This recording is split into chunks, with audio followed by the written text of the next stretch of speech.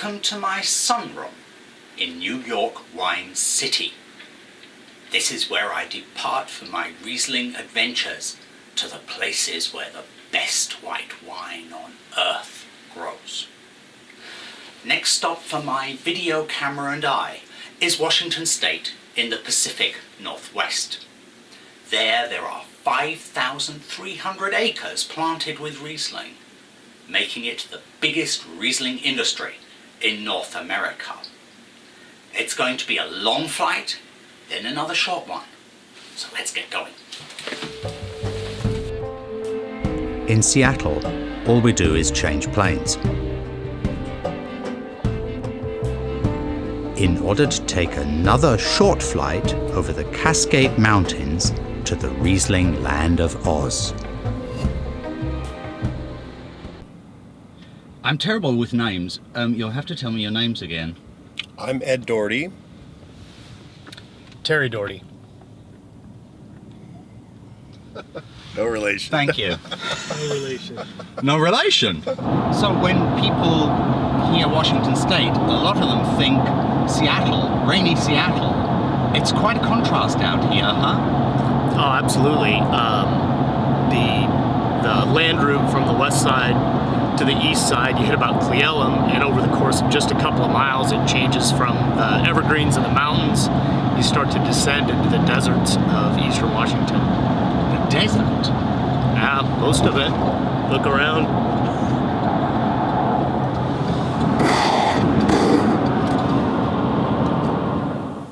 I've come to eastern Washington State to find out what the biggest Riesling industry in America really looks like and how it ticks. So, is this the typical way of growing Riesling here in Washington State? Yes, it is. We are in the process of adding new vineyards. In the last 5 years, we've probably added about 2,000 acres, and in that 2,000 acres, I would say, the majority are planted on a 8x5 spacing. 8x5 feet. 8x5 feet, yes. And all trained to a VSP, which is vertical shoot positioning. So vineyard irrigation, also for Riesling, is absolutely normal, even vital here. Yes, all of our vineyards are irrigated in eastern Washington. There would be very few areas in our growing region, maybe in the Walla Walla Valley, that could do dry land, but everything here in the desert in the Yakima Valley is irrigated. And right now it's June 4th, and we are in the middle of bloom. We typically start the season with, we make sure that the soil profile is fully irrigated, so we can develop the canopy that we need to ripen the fruit load. Typically around bloom time. Luckily, the mighty Columbia River provides an abundant source of irrigation water for growing wine grapes, many types of fruit, hops, and spearmint.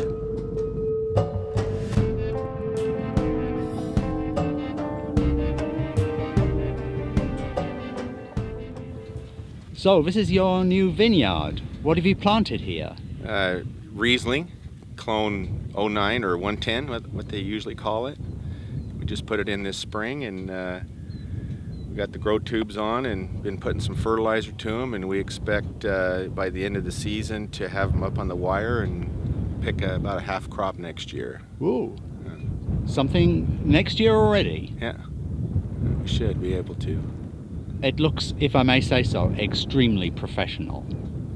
Well, we've had some practice at it, so it kind of, after a while, you just got a routine that you get going, so it's not so hard anymore then. What does the Riesling here taste like? They make different styles of Riesling, but it just kind of depends what the winemaker, Bob Berteau, wants to do with it. Like, I've got one block that he's put into the Eroica, and that's got kind of a real minerally, kind of a sparkly kind of a flavor to it. And then some of it he's put into the dry Riesling, and then whatever doesn't go into that goes into the Columbia Valley Riesling, which is just their mainstay with some Riesling. Sweetness. Yeah. The soil here looks quite rich, but is it really? Well, it's got good soil, just not very much of it. There's probably about a foot to 14 inches of soil here, just enough to get the plants in the ground.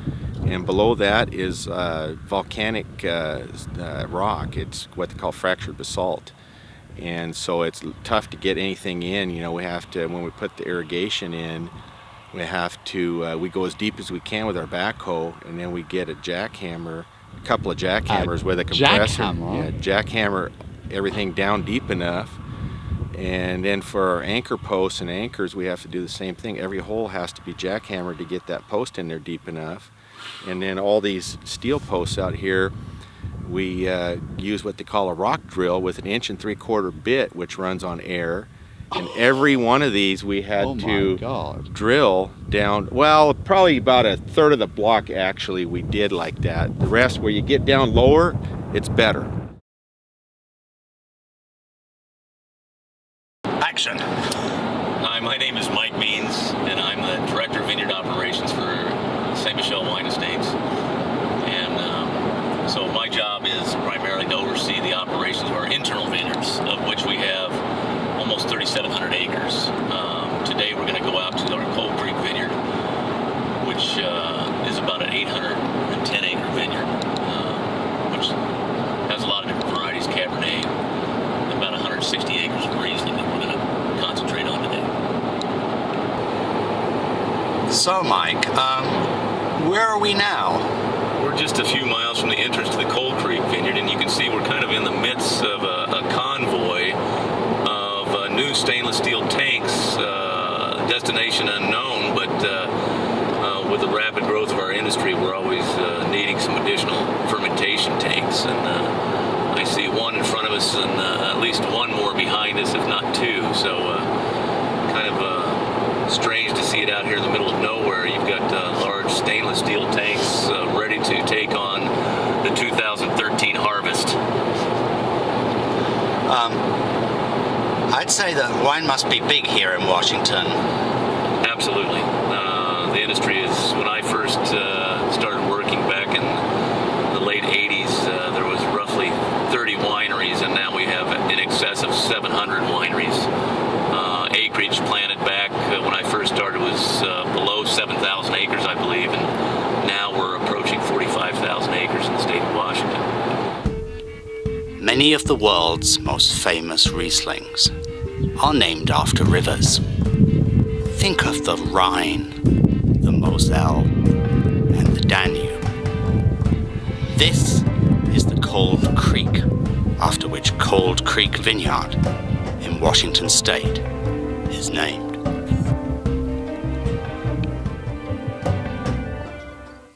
So the vineyards of Washington State are sitting on a huge mass of rock. What is that rock? The rock that we're standing against is basalt rock that was laid down by lava flows that occurred some 15 million years ago and kind of comprise the bedrock in the whole Columbia Basin. In some places, they say that it's a mile deep, but it makes up almost all the bedrock in our grape growing areas. Here at Cold Creek, we're standing in a gravel pit right now that we've used to make some of our road base out of. But I think it gives a good example of what the substratum is in our vineyards. Over the top of this basalt, you have deposits that were laid down by the great floods that occurred back during the last ice age, the Missoula flood, catastrophic floods that occurred. And so you have a mix of gravel and rock and sand that were laid down by those floods. Over the top of that, over the last 13,000 years, we have what's known as lowest soil or wind-blown soils. But those are very shallow and very low in fertility due to the fact that we're in a very arid environment. 6 inches of rainfall is about all we get per year. So the vegetation on the natural landscape is very minimal, therefore very low in organic matter. Chateau Saint Michel is the world's largest Riesling producer. Together with Ernst Losen from the Mosel, they created the groundbreaking Eroica Riesling in 1999. Bob, what's it all about? It's about grapes. I can't do anything without grapes. And what kind of grapes would they be? Riesling grapes. I feel like I'm in Animal House, sir. Sorry, Bob, I can't Photoshop in any Oh, hair. come on. I need some help here, dude. Come on. I'm sure there's an app for that. Hair.com. Well, if there is an app, I don't have it yet. All right. Well, I'll search the net. I'll find it then. Yeah. So, Bob, is Eroica a dry wine? Is it a food wine? Is it a sipping wine? What is it? Eroica is neither dry nor sweet. When we look for the balance, we don't want it to be bone dry to where there's not a lot of balance and harmony. Okay, Riesling is all about what we call the tension between the residual sugar and the acidity. So each year we want to find that perfect tension spot for Eroica. If it's too dry and the tension's too tight, it kind of snaps in your mouth. Okay, if it's too sweet and the tension goes a little bit lapse, then it gets kind of flabby. So we're very careful not to try and portray the wine as dry or sweet. Okay, if you had to classify it, I would say it's off dry as terms of a terminology. But when I pour it for someone at a function and someone says to me, oh, I don't want to drink a Riesling because they're all too sweet, I tell them, now you have to try this wine. And 99 times out of 100, they'll taste Eroica and go, oh my gosh, I had no idea Riesling could be this way. Beautiful, balanced, not sweet, but not bone dry. That perfect spot.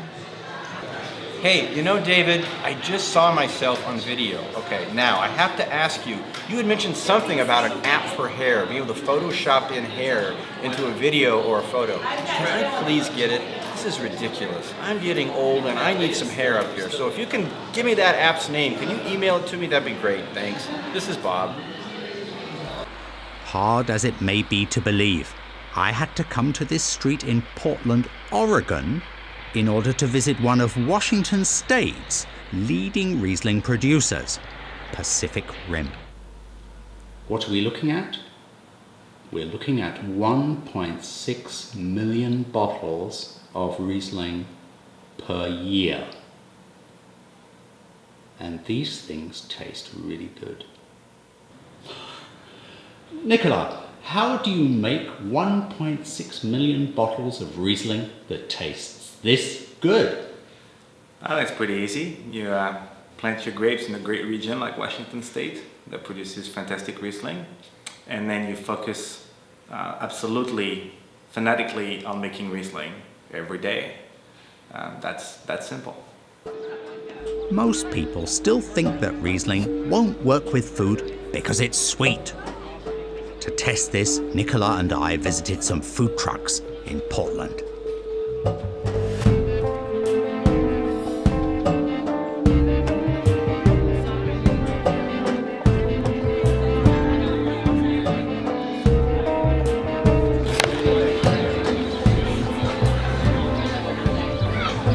And what's this thing here? This is Korea in a sandwich.